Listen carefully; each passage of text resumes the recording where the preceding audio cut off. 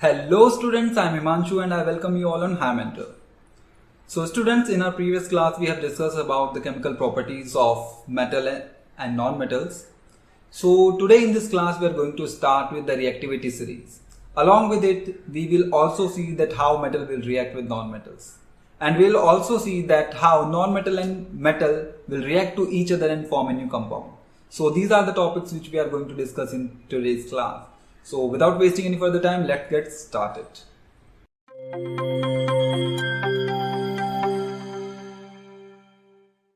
तो बच्चों हम शुरू करते हैं आज reaction of metal with salt solution. ठीक है बच्चों, हमने अपनी पहली क्लास में केमिकल प्रॉपर्टी ऑफ मेटल के बारे में हम डिस्कस कर रहे थे, जिसमें हमने reaction of metal with oxygen, reaction of metal with water and reaction of metal with dilute acid हमने बच्चों देख लिया था अपनी प्रीवियस क्लास में। अब हम स्टार्ट करते हैं reaction of metal with salt solution. ठीक है बच्चों, अगर हम मेटल का रिएक्शन सॉल्ट सॉल्यूशन के साथ कराएंगे तो क्या होगा? तो इसमें होता क्या है बच्चों, जो ज्यादा रिएक्टिव एलिमेंट होता है या फिर जो ज्यादा रिएक्टिव एलिमेंट और हम कह सकते हैं मेटल होता है, वो रिएक्शन से लेस रिएक्टिव एलिमेंट्स को या लेस रिएक्टिव मेटल को रिप्लेस कर देता है।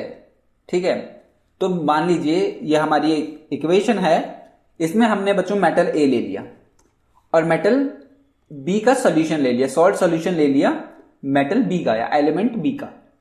अब बच्चों मेटल ए जो है वो ज्यादा रिएक्टिव है एज कंपेयर टू बी, तो इसने क्या किया, इस सॉल्ट सॉल्यूशन में से बी को क्या कर दिया, रिमूव कर दिया और हम कह सकते हैं कि बी को डिस्प्लेस कर दिया। ठीक है, इसीलिए बच्चों इसीलिए हम इस रिएक्शन को मेटल डिस्प्लेसमेंट रिएक्शन भी कहते हैं। ठीक है बच्चों, इस रिएक्शन में क्या हुआ, इसने जबकि जो ज्यादा रिएक्टिव एलिमेंट है या जो ज्यादा रिएक्टिव मेटल है उसने क्या किया, लेस रिएक्टिव को डिस्प्लेस कर दिया सॉल्यूशन से। ठीक है, इसीलिए हम इसे मेटल डिस्प्लेसमेंट रिएक्शन भी कहते हैं। क्या कहते हैं बच्चों इसे? Metal displacement reaction. ठीक है बच्चों, ये मैंने शॉर्ट में लिख दिया रिएक्शन। ठीक है, तो एग्जांपल के तौर पे बच्चों हम एक रिएक्शन ले लेते हैं। ये हमारे पास है कॉपर सल्फेट। आप सभी को पता है कि कॉपर सल्फेट जो होता है बच्चों वो ब्लू कलर का सॉल्यूशन होता है। कॉपर सल्फेट एक ब्लू कलर का सॉल्यूशन होता है और उसमें बच्चों हमने क्या किया, आयरन के साथ आयरन मेटल के साथ उसका रिएक्शन कराया। आप सभी को पता है कि आयरन जो है वो रिएक्टिविटी सीरीज में कॉपर से ऊपर आता है, मतलब कॉपर से ऊपर होता है, मतलब ज्यादा रिएक्टिव है एज कंपेयर टू कॉपर। तो बच्चों आयरन क्या करेगा, आयरन जो है वो कॉपर को डिस्प्लेस कर देगा उस सॉल्यूशन से और बना लेगा आयरन सल्फेट, जो कि बच्चों ग्रीनिश कलर का होगा। आयरन सल्फेट जो होगा बच्चों वो ग्रीनिश कलर का होगा। तो ये तो बात हो गई बच्चों मेटल डिस्प्लेसमेंट रिएक्शन की, या फिर हम कह सकते हैं कि reaction of metal with salt solution. ठीक है, इसमें more reactive will displace the less reactive metal from its solution. ठीक है, अब हम बढ़ते हैं बच्चों आगे।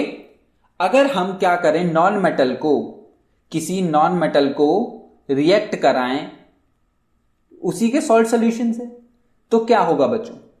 मान लीजिए हमने कोई नॉन मेटल ले लिया, हमने ले लिया क्लोरीन। क्लोरीन का बच्चों हमने एक रिएक्शन कराया है NaBr के साथ, NaBr के साथ हमने रिएक्शन कराया है। तो बच्चों अगर हम नॉन मेटल के साथ भी ये रिएक्शन कराएंगे तो इसमें भी सेम होगा मेटल के साथ, जैसे मेटल में हुआ था। इसमें क्या होगा बच्चों, जो ज्यादा रिएक्टिव नॉन मेटल है वो लेस रिएक्टिव नॉन मेटल को डिस्प्लेस कर देगा। ठीक है, यहां पे लिखा भी हुआ है कि मोर reactive non metal displace the less reactive non metal from its salt solution. ठीक है, हमने क्या लिया था, NaBr का सॉल्ट सॉल्यूशन ले लिया और क्लोरीन को नॉन मेटल हमने ले लिया। तो बच्चों जो ज्यादा रिएक्टिव नॉन मेटल होगा वो लेस रिएक्टिव नॉन मेटल को डिस्प्लेस कर देगा, ये हमें पता है।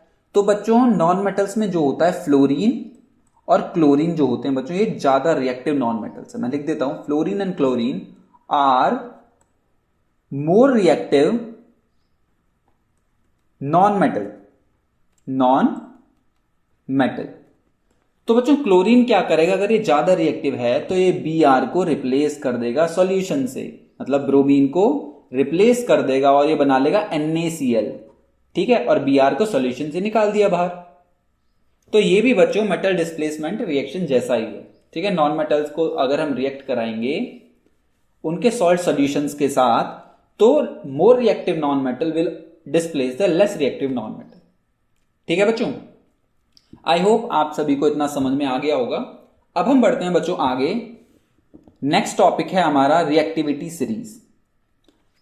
रिएक्टिविटी सीरीज को बच्चों हमने अपने फर्स्ट चैप्टर में भी केमिकल मतलब बैलेंसिंग वाले, chemical reaction and chemical balancing वाले चैप्टर में भी डिस्कस किया था।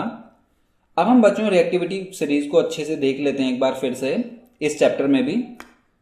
तो रिएक्टिविटी सीरीज जो होती है ना बच्चों, हमने क्या किया है कि जो रिएक्टिव एलिमेंट्स हैं, जो मेटल्स मतलब रिएक्टिव हैं, उनको हमने डिक्रीजिंग ऑर्डर में, डिक्रीजिंग ऑर्डर ऑफ रिएक्टिविटी में अरेंज कर दिया है, ठीक है।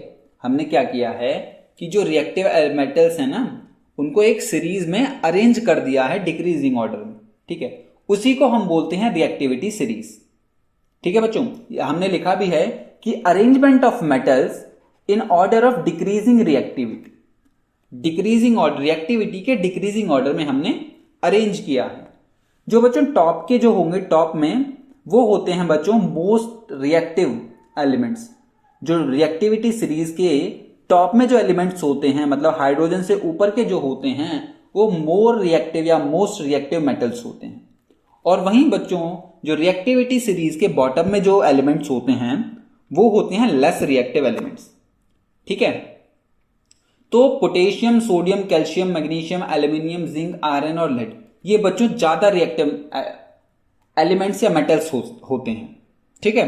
और नीचे है हमारा कॉपर है, मरकरी, सिल्वर, गोल्ड। और हाँ बच्चों, इसमें प्लेटिनम जो होता है ना, Pt, प्लेटिनम, ये भी बच्चों लेस रिएक्टिव मेटल ही होता है, ठीक है। ये आप प्लेटिनम ध्यान रखिएगा कि प्लेटिनम जो होता है वो लेस रिएक्टिव होता है। तो बच्चों अब देखते हैं हम कि इसे याद कैसे करें, रिएक्टिविटी सीरीज को याद कैसे करें। इसकी मैंने आपको पहले चैप्टर में एक ट्रिक बताई थी, हम उसी ट्रिक को देखते हैं फिर से। तो बच्चों प्रीवियस क्लास में हमने इस सीरीज को कुछ ऐसे याद किया था। मैं लिख देता हूं, पहले निमोनिक्स में लिख देता हूं कि कैटरीना ने कार मांगी, ऑल्टो जेन फरारी, लिखते हैं कैटरीना ने कार मांगी, ऑल्टो जेन फरारी, फिर भी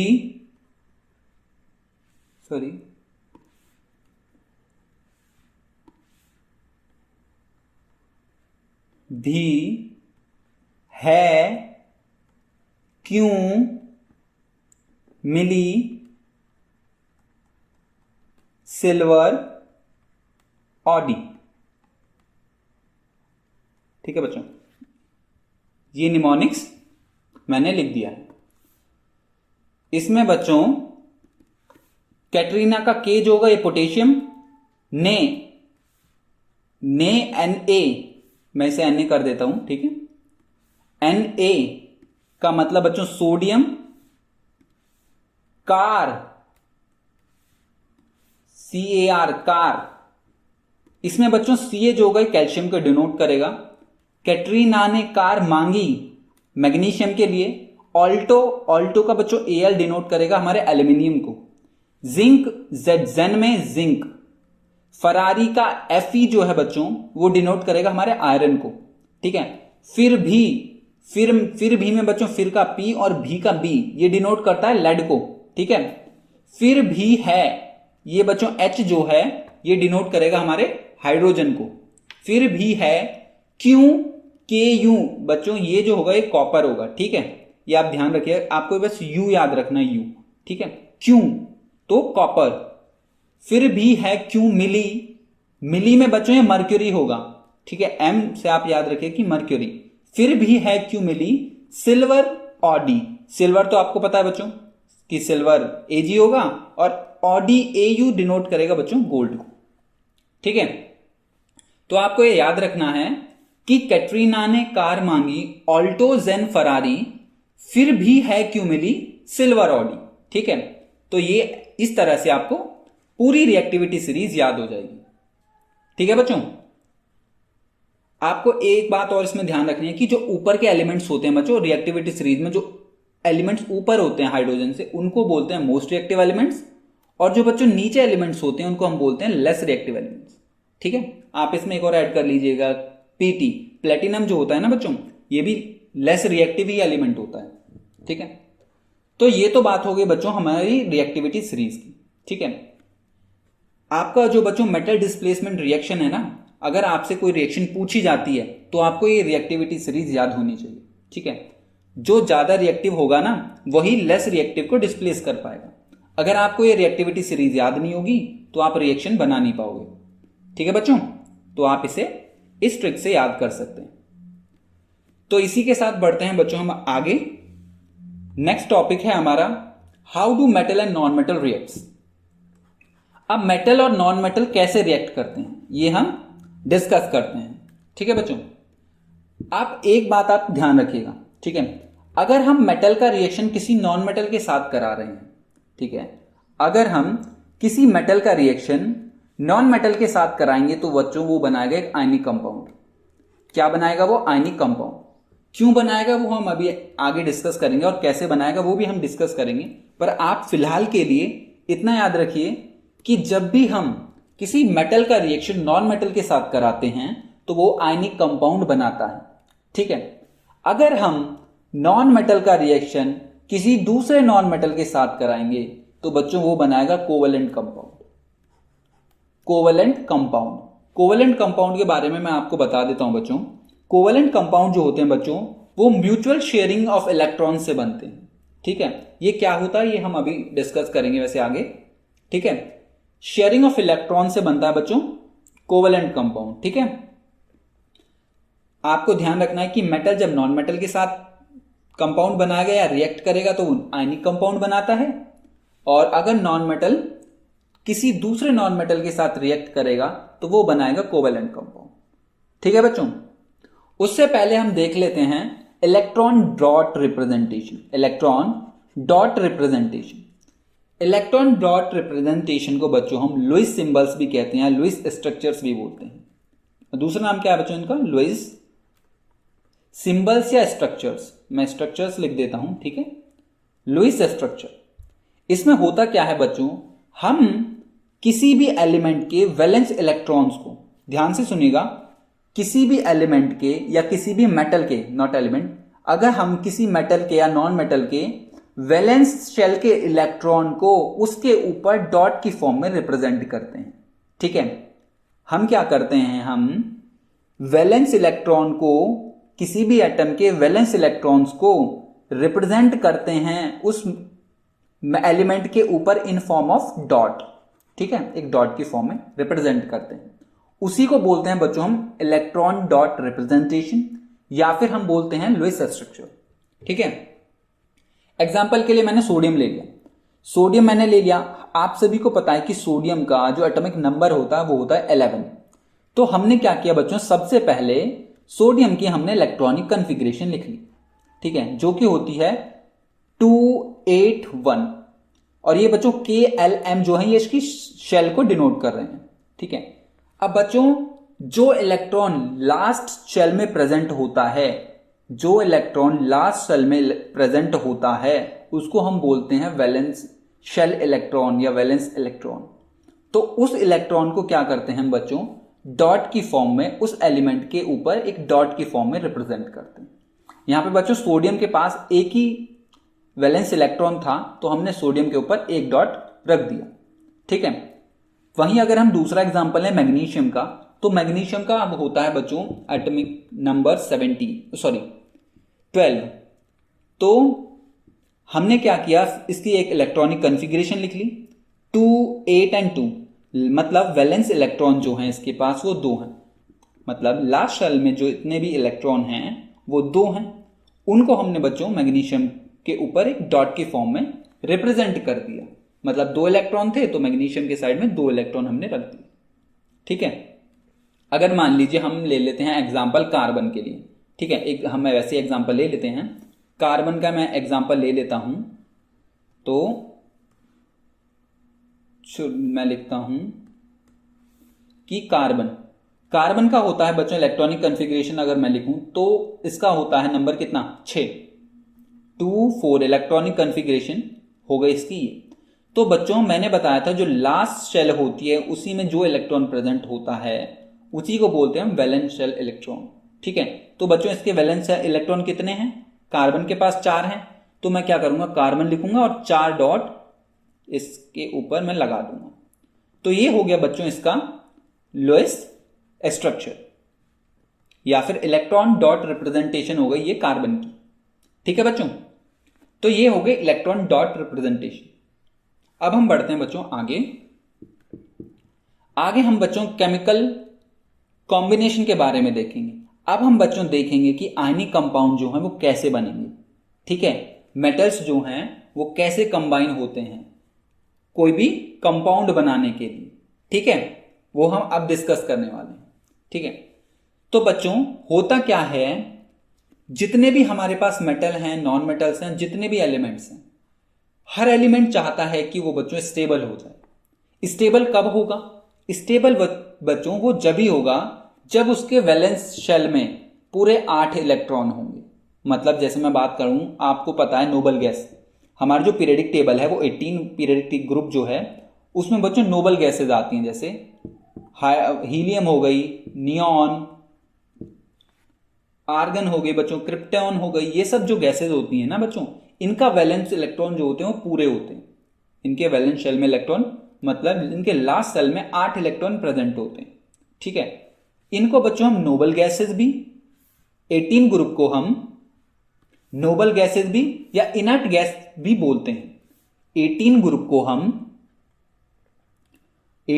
को बच्चों हम नोबल गैसेज या फिर हम इनर्ट गैस भी बोलते हैं। क्यों बोलते हैं? क्योंकि बच्चों इनकी जो लास्ट शेल होता है वैलेंस शेल में पूरे 8 इलेक्ट्रॉन होते हैं, और इसीलिए बच्चों ये किसी से भी नोबल गैसेस किसी के साथ भी रिएक्ट नहीं करते। ठीक है, क्यों नहीं करते? क्योंकि बच्चों इनके सारे जो आउटर मोस्ट शेल है उसमें पूरे इलेक्ट्रॉन 8 हैं, मतलब ये स्टेबल है। ठीक है, तो इसीलिए किसी से इनका कोई मतलब नहीं होता। ठीक है, तो बच्चों हर एलिमेंट जो होता है यूनिवर्स में वो चाहता है कि वो कोई एक स्टेबिलिटी गेन कर ले। ठीक है, या फिर हम कह सकते हैं कि वो चाहता है कि वो इनर्ट गैस कॉन्फ़िगरेशन को अचीव कर ले।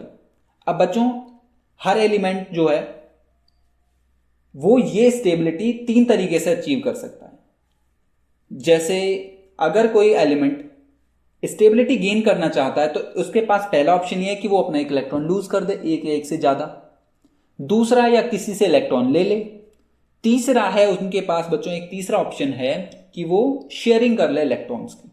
ठीक है, तो पहला हम डिस्कस करते हैं बच्चों बाय लूजिंग 1 और मोर इलेक्ट्रॉन। अब बच्चों मैग्नीशियम की हम बात करते हैं। मैग्नीशियम भी चाहता है कि वो नोबल गैस कॉन्फ़िगरेशन को अचीव कर ले। उसके बच्चों वैलेंस शेल में 2 इलेक्ट्रॉन हैं। अब इसके पास 2 ऑप्शन हैं, या तो कोई इसे अपने 6 इलेक्ट्रॉन दे दे कि स्टेबल हो जाए, ले भैया तू 6 इलेक्ट्रॉन हमारे रख ले और तू स्टेबल हो जाए। या इसके पास दूसरा ऑप्शन ये है कि ये अपने बच्चों 2 इलेक्ट्रॉन जो हैं इनको लूज कर दे, तब ये स्टेबल हो जाएगा। जब ये अपने 2 इलेक्ट्रॉन लूज कर देगा तो इसके पास बच्चों वैलेंस शेल इसकी ये हो जाएगी, तो इसमें 8 इलेक्ट्रॉन कंप्लीट है। ठीक है, तो कोई बच्चों से अपने 6 इलेक्ट्रॉन तो नहीं देगा 2 के चक्कर में।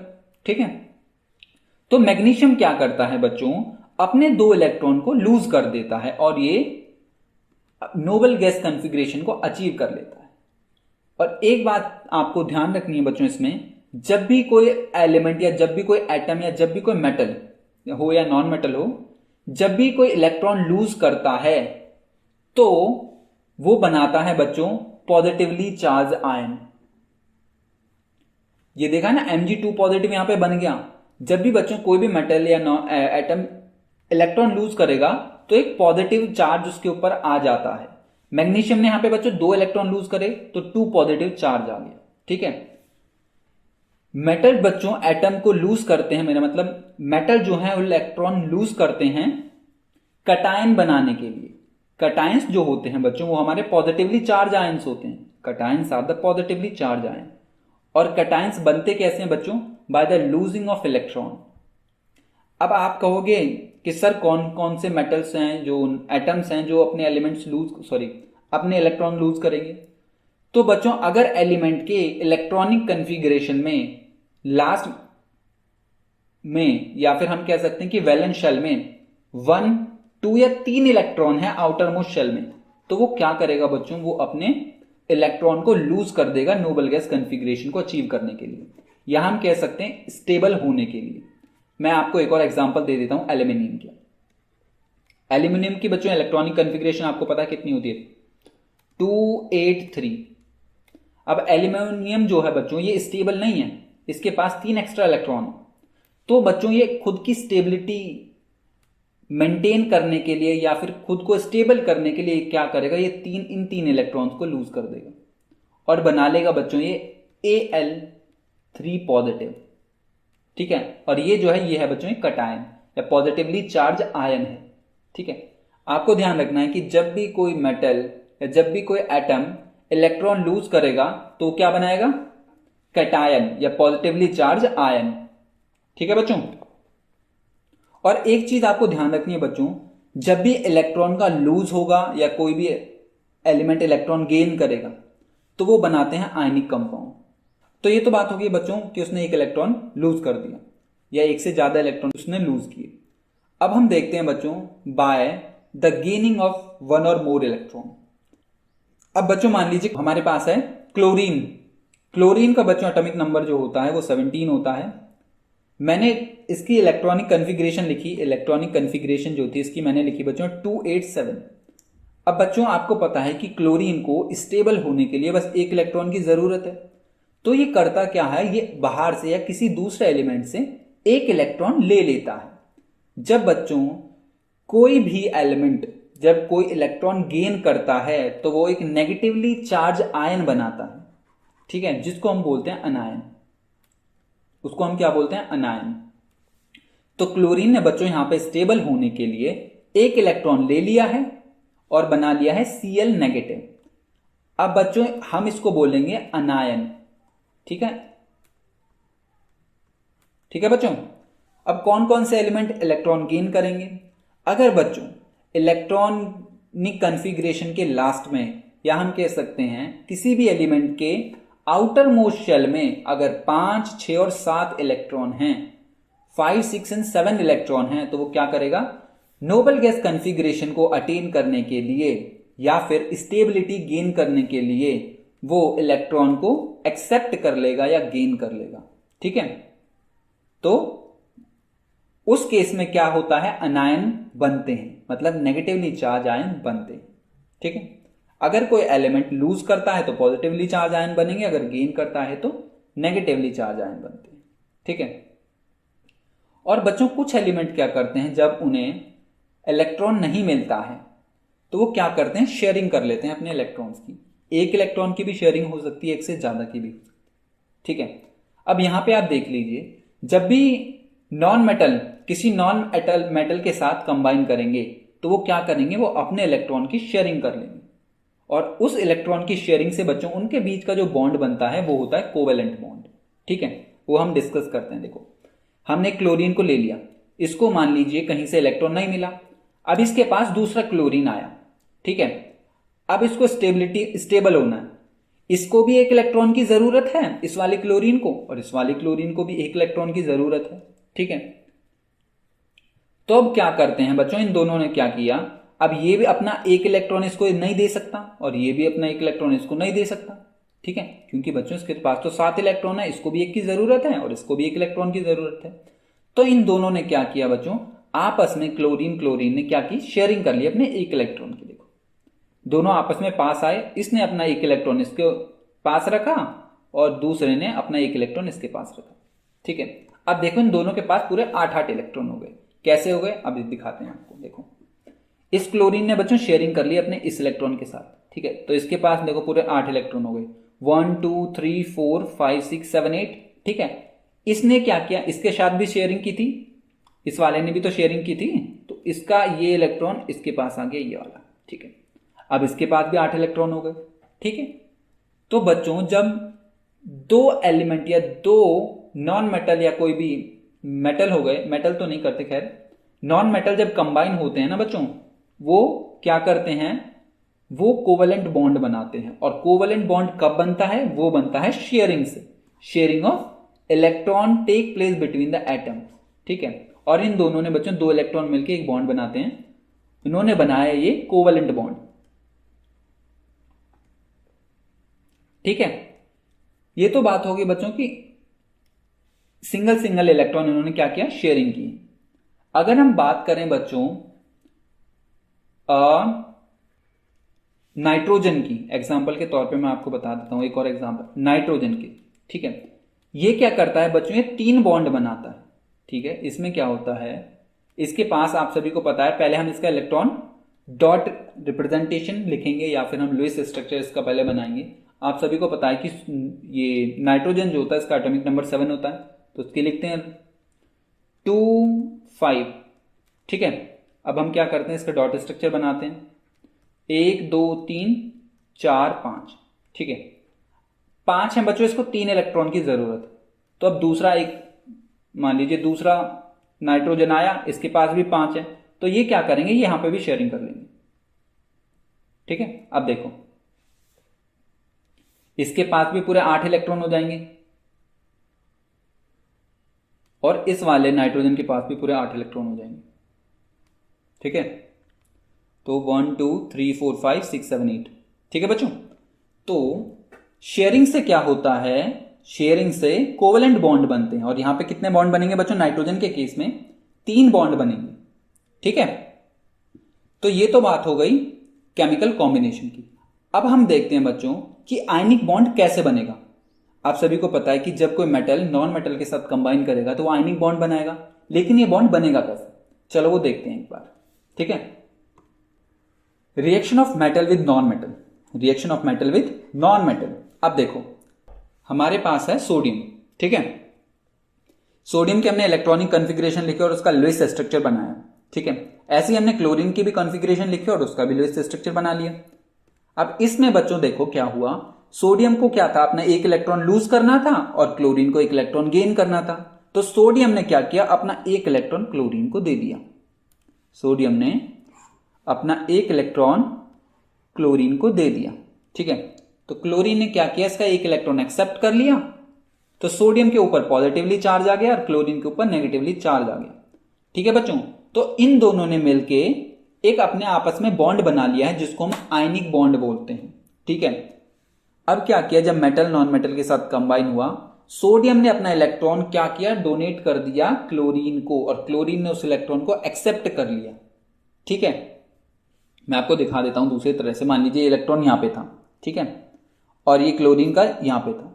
तो सोडियम क्या करता है, ये इलेक्ट्रॉन अपना इसको डोनेट कर देता है या दे देता है। तो उस केस में जो बच्चों, उस केस में जो कंपाउंड बनता है वो बनता है आयनिक कंपाउंड, ठीक है। ये हमारा बना NaCl। ऐसे हम मैग्नीशियम की अगर बात करें, मैग्नीशियम भी बच्चों अपने 2 इलेक्ट्रॉन क्या करेगा, लूज करेगा। तो मैग्नीशियम ने क्या किया, 2 क्लोरीन को अपना 1 इलेक्ट्रॉन डोनेट कर दिया या लूज करके उसने दे दिया, ठीक है।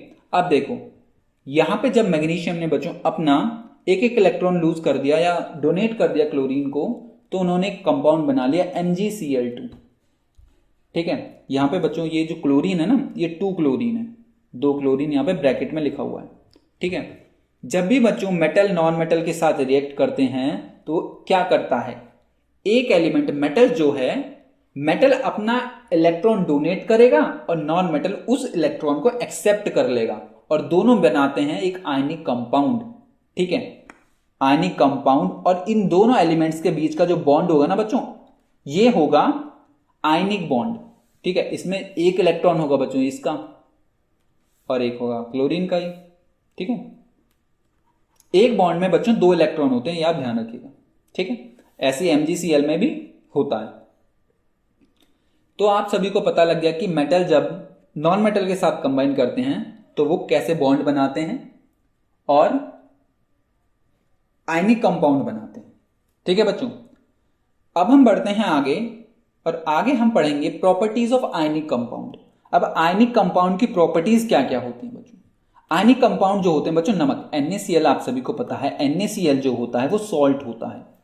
सॉल्ट आपको पता है कि बच्चों सॉल्ट जो होता है ना, हमारे घरों में जो नमक होता है वो क्रिस्टल की फॉर्म में होता है, क्रिस्टल की फॉर्म में होता है।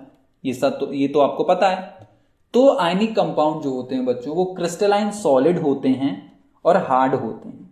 ठीक है, हार्ड क्यों होते हैं बच्चों? क्योंकि उनके बीच का जो अट्रैक्शन होता है, उनके बीच में, उनके एटम्स के बीच में स्ट्रॉन्ग फोर्स ऑफ अट्रैक्शन होता है। ठीक है, या हम कह सकते हैं उनके कटायन और अनायंस के बीच में स्ट्रॉन्ग फोर्स ऑफ अट्रैक्शन होता है, जिसकी वजह से वो हार्ड होते हैं और क्रिस्टलाइन सॉलिड होते हैं। एक बात आपको ध्यान रखनी है बच्चों, आयनिक कंपाउंड जो होते हैं ये ब्रिटल होते हैं। ब्रिटल मतलब नाजुक होते हैं, यूं ही टूट जाते हैं। ठीक है, दूसरा इसमें है कि बच्चों आयनिक कंपाउंड जो होते हैं वो सॉल्युबल तो होते हैं वाटर में। ठीक है, अगर आप पानी में नमक को डाल दोगे तो आपको देखा है कि पानी में क्या होता है, नमक कुछ टाइम बाद घुल जाता है। ठीक है, तो सॉल्युबल होते हैं आयनिक कंपाउंड इन वाटर, लेकिन ये ऑर्गेनिक सॉल्वेंट्स में, ऑर्गेनिक में अगर हम किसी ऑर्गेनिक सब्सटेंस में, सॉल्यूशन में अगर हम आयनिक कंपाउंड को डालेंगे, उस केस में बच्चों ये इनसॉल्युबल होते हैं। जैसे एग्जांपल के लिए केरोसिन है, पेट्रोल है हमारा, या बेंजीन है, ये सब ऑर्गेनिक कंपाउंड्स हैं। अगर हम आयनिक कंपाउंड को इसमें डालेंगे तो ये इनसॉल्युबल होते हैं। ठीक है, अगली बात करते हैं बच्चों हम इनके मेल्टिंग और बॉइलिंग पॉइंट की। तो आयनिक कंपाउंड जो होते हैं ना बच्चों, इनकी high melting and boiling point होते हैं। हाई मेल्टिंग बॉइलिंग पॉइंट क्यों होते हैं बच्चों? इनमें कैटायन और अनायन के बीच में जो स्ट्रॉन्ग अट्रैक्शन जो होता है फोर्स का, या फिर हम कह सकते हैं कैटायन और अनायन के बीच का जो बॉन्ड होता है ना, वो काफी स्ट्रांग होता है। तो उस बॉन्ड को ब्रेक करने के लिए ना ज्यादा एनर्जी की रिक्वायरमेंट होती है। इसी की वजह से इनके melting point and boiling point जो होते हैं ना, वो हाई होते हैं। लिखा हुआ है because a considerable amount of energy is required to break the strong inter ionic attraction. ठीक है, मतलब कैटायन और अनायन के बीच के जो बॉन्ड को ब्रेक करने के लिए ज्यादा एनर्जी की रिक्वायरमेंट होती है, इसीलिए इनके मेल्टिंग पॉइंट और बॉइलिंग पॉइंट हाई होते हैं। ठीक है, और एक बात और बच्चों, जो आयनिक कंपाउंड होते हैं वो इलेक्ट्रिसिटी कंडक्ट करते हैं सिर्फ मॉल्टन स्टेट में, सॉलिड स्टेट में वो इलेक्ट्रिसिटी कंडक्ट नहीं करते। ये बच्चों इसका हमने एक एक्सपेरिमेंट देखा भी था एसिड और बेस में। अगर आपने वो मेरी प्रीवियस वीडियो देखी होगी तो आपको पता होगा कि जो आयनिक कंपाउंड होते हैं ना, वो इलेक्ट्रिसिटी सिर्फ मॉल्टन स्टेट में ही कंडक्ट करते हैं। ठीक है, वो सॉलिड स्टेट में इलेक्ट्रिसिटी कंडक्ट नहीं करते। मैं आपको एग्जांपल देता हूं। आपने क्या किया, आपने एक बीकर लेना है, एक बीकर, इसमें आपने सॉल्ट डाल दिया। ठीक है, और एक इलेक्ट्रोड यहां पे लगा दिया, और इस इलेक्ट्रोड से क्या किया आपने, एक वायर अटैच करके एक बैटरी से अटैच कर दिया। ठीक है, ये पॉजिटिव नेगेटिव, और इसमें आपने सॉल्ट डाल दिया। ठीक है, ये सॉल्ट डाल दिया। अब आपने बैटरी को, स्विच को ऑन किया। आप क्या देखोगे, और इसके लिए हम क्या करते हैं कि यहां पे बल्ब भी लगा देते हैं। ठीक है, अब आप क्या देखोगे कि भाई बल्ब तो नहीं जला।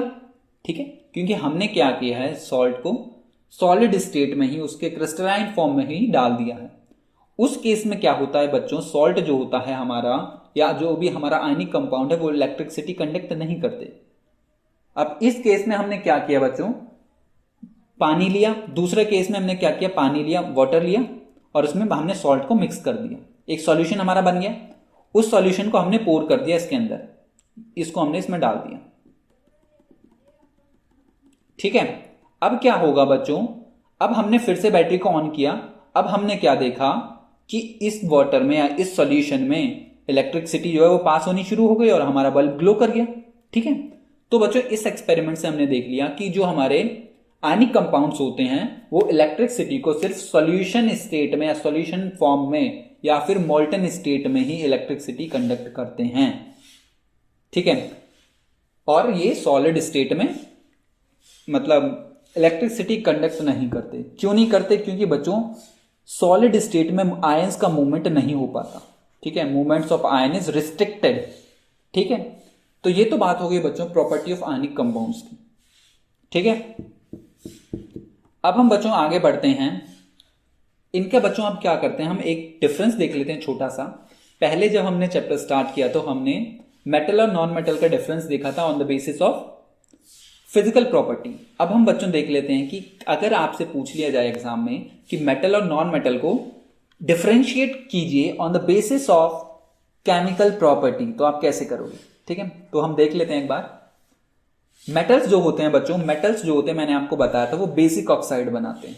मेटल्स क्या करते हैं? मेटल बेसिक ऑक्साइड बनाते हैं, या मेटल्स के ऑक्साइड बेसिक नेचर के होते हैं, और वहीं नॉन मेटल्स के जो ऑक्साइड होते हैं बच्चों वो एसिडिक नेचर के होते हैं। ये तो आपको पता है, लेकिन इसमें एक्सेप्शन है बच्चों, ये इसका ZnO का और Al2O3 का, जिंक ऑक्साइड और एल्यूमिनियम के ऑक्साइड का। जिंक का और एल्यूमिनियम का जो बच्चों ऑक्साइड होता है ये एम्फोटेरिक ऑक्साइड होता है। एम्फोटेरिक ऑक्साइड का मतलब होता है ऐसे ऑक्साइड जिनके पास एसिड एंड बेस दोनों की प्रॉपर्टीज होती। ठीक है, अगर मान लीजिए मैं इसका रिएक्शन कराऊं ZnO का एसिड के साथ और एक बेस के साथ, तो बच्चों ये दोनों के साथ ही रिएक्ट कर जाएगा। ठीक है, तो ये दोनों के साथ रिएक्ट कर जाएगा। ठीक है, अगर वहीं हम NaCl का रिएक्शन कराएंगे या फिर NaOH का रिएक्शन कराएंगे किसी एसिड के साथ और बेस के साथ, तो वो सिर्फ एसिड के साथ रिएक्ट करेगा। ठीक है, वो बेस के साथ रिएक्ट नहीं करेगा। यहां पे क्या होता है बच्चों, ZnO का और Al2 का ये एसिड के साथ भी रिएक्ट कर जाएगा और बेस के साथ भी रिएक्ट कर जाएगा।